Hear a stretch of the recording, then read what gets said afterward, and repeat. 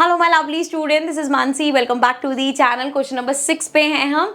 How would you confirm that a colourless liquid given to you is pure water. अब एक glass में मैंने आपको यहाँ पे कि लिक्विड दे दिया जिसका कोई कलर नहीं है। अब आप कैसे जज करोगे कि वो वाटर है या जैसे हमने देखा सोडा वाटर की गैस निकाल रखी है या विनेगर है, बिना टेस्ट किए बिना कुछ करे कैसे बताएंगे कि वो प्योर वाटर है या नहीं। So take a sample of colourless liquid and put on stove. If it start boiling exactly at 100 degree Celsius, जैसे ही टेम्परेचर 100 डिग्री सेल्सियस पे जाता है, अगर वो बॉईल करना स्टार्ट कर देता है, then it is pure water. Any other colorless liquid such as vinegar always have different boiling points. तो सबके boiling points अलग होते हैं। तो अगर कोई चीज 100 डिग्री सेल्सियस पे आके बॉईल कर रही है, that means it is pure water. ठीक है। Also observe carefully that after some time whole liquid will convert into vapours without leaving any residue. और वो पूरा लिक्विड वेपर्स में कन्वर्ट हो जाएगा और उसके पीछे कोई भी रेसिड्यू नहीं बचेगा क्योंकि इट वाज प्योर वाटर। अगर मतलब इट्स प्योर वाटर। ओके, चलो क्वेश्चन नंबर 7 पे आ जाते हैं। 7th क्वेश्चन है विच of the following materials fall in the category of a pure substance. अब इसमें से प्योर सब्सटेंस हमारे कौन से? तो जब हम बात करेंगे सबसे पहले आइस की, तो आइस किससे बनता है? वाटर से, और वाटर एक प्योर सब्सटेंस है, H2O एक कंपाउंड है, ठीक है ना। So that means it is a pure substance. तो इस पे P लिख देते हैं। देन अगर हम बात करें मिल्क की, तो मिल्क हमारा प्योर सब्सटेंस नहीं है, ये तो हम पहले कितनी बार डिस्कस कर चुके हैं, कोलॉइड है ये वैसे भी। देन अगर आयरन की बात करते हैं, अगेन एक एलिमेंट से बना हुआ है Fe, so that is again a pure substance. Then hydrochloric acid HCl, ये हमारा अगेन कंपाउंड है, that means again it is a pure substance. Calcium oxide again हमारा एक कंपाउंड है, प्योर सब्सटेंस। मरकरी एक एलिमेंट है, प्योर सब्सटेंस। ब्रिक हमारी बड़ी सारी चीजों से बनता है, प्योर सब्सटेंस नहीं है। वुड हमारा प्योर सब्सटेंस नहीं है। एयर हमारी प्योर बहुत ही कम होता है, जब एयर प्योर हो उसमें अलग अलग गैसेस मिली ही होती हैं, ठीक है। सो यहाँ पे मैंने वैसे भी लिख दिया था, अगर आप चाहो तो स्क्रीनशॉट ले सकते हो। एक्सप्लेन मैंने वही चीजें यहाँ पे बताई हैं। मेड ऑफ H2O एंड ये हमारा Fe है, this is made of HCl and ये हमारा अगेन CaO है एंड दिस इज Hc। सो ये बेसिकली एलिमेंट या कंपाउंड है, तो वो सब हमारे प्योर सब्सटेंस में आ रहे हैं। ओके, नेक्स्ट आगे बढ़ते हैं।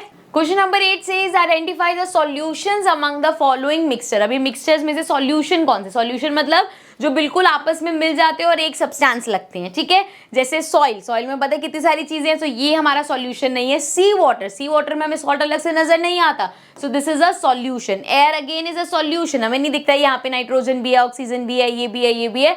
Air is a solution. Coal is not a solution. Soda water again is a solution. सब चीजें उसमें यूनिफॉर्मली डिसॉल्व हो गई, ठीक है। सो ये था क्वेश्चन नंबर 8। क्वेश्चन नंबर 9 देख लेते हैं। विच of the following will show the Tyndall effect. Tyndall effect का आपने पूरा एक्सपेरिमेंट किया था, हमने देखा था किसमें स्कैटरिंग ऑफ लाइट होती है और किसमें स्कैटरिंग ऑफ लाइट नहीं होती। तो यहाँ पे देखते हैं salt solution, milk, copper sulphate solution, starch solution, तो ये सब में से बताना है। So Tyndall effect is shown by colloidal solutions. Colloids जो होते हैं उसमें टिंडल इफेक्ट हमें दिखता है।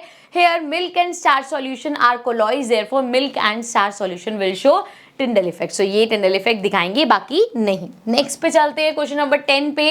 Classify the following into elements, compounds and mixture. यहाँ पे पहले से आंसर लिखे हुए हैं, चलो कोई बात नहीं। सोडियम हमारा क्या होता है? Na, सिंगल है, एलिमेंट है, so it is a element. Soil हमारा मिक्सचर है, पता है सॉइल में बहुत सारी चीजें मिली हुई है। शुगर सॉल्यूशन की बात करें, again it is a mixture. अच्छा हमें क्या क्या बताना है? देखो एलिमेंट, कंपाउंड और मिक्सचर। अभी ना तो शुगर सॉल्यूशन, ना तो हमारा खाली शुगर होता तो वो एलिमेंट में आ जाता, लेकिन ना तो ये अब शुगर का सॉल्यूशन है, ना तो ये एलिमेंट है, ना तो ये कंपाउंड है, तो ये मिक्सचर में आ गया। Silver again is an element. Calcium carbonate, elements मिले हुए हैं मतलब ये कंपाउंड है।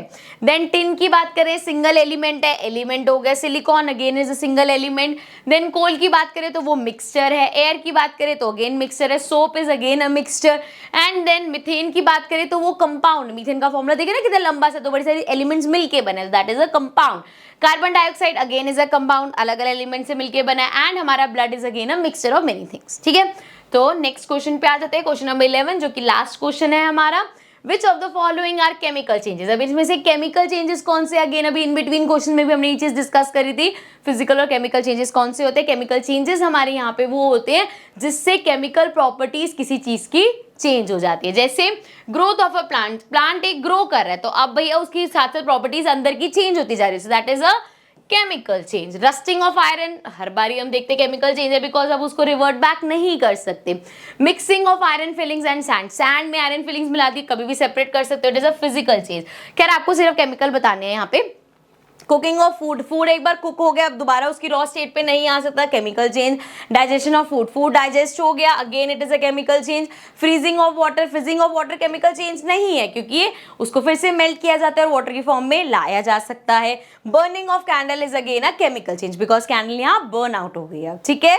सो इसके साथ हमारी बैक एक्सरसाइजेज होती है कंप्लीट। आई होप चैप्टर आपको अच्छे से समझ में आ गया होगा, नोट्स हो गए, इसकी एक्सरसाइजेज हो गई, अब आपको इस चैप्टर में कोई दिक्कत नहीं होगी। Still if there is any doubt, any query, you can leave it in the comments down below. So I'll see you in the next video. Till then take care and do let me know in the comments कि next chapter हम कौन सा start करें।